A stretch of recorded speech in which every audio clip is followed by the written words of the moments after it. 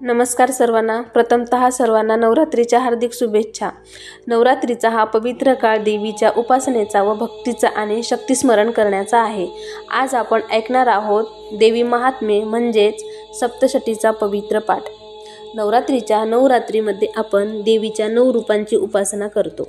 महाकाली जी अंधकारांचा नाश करते, महालक्ष्मी जी समृद्धी आणि आनंद देते आणि जी महासरस्वती जी ज्ञान आणि शक्तीचं प्रतीक आहे। सप्तशतीचा पाठ विशेषतः सप्तमी, अष्टमी आणि नवमीच्या दिवशी केला जातो, कारण या काळात देवीची शक्ती अत्यंत प्रबळ असते। चला तर मग आपण सप्तशती पाठाला सुरुवात करूया। ओम श्री महाकाले नमः। जय दुर्गा माता की जय। श्री दुर्गा सप्तशतीच्या पवित्र पठणामध्ये आपले सर्वांचे सहर्ष स्वागत आहे। मातेची आराधना केल्याने सर्व दुःख अडचणी दूर होतात। ओम हीं क्लीं चामुंडाय विष्टय। ओम श्री हीं क्लीं महाकाले नमः। जय दुर्गा माता, जय भवानी।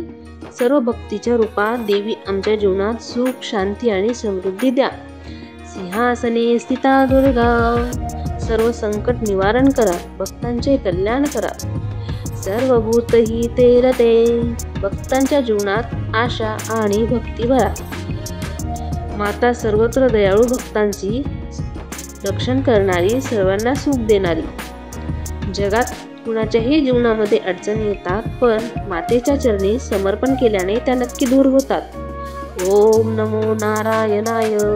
जय दुर्गा माता। सर्व संकट दूर होतील आणि घरामध्ये सुख समृद्धी नांदेल।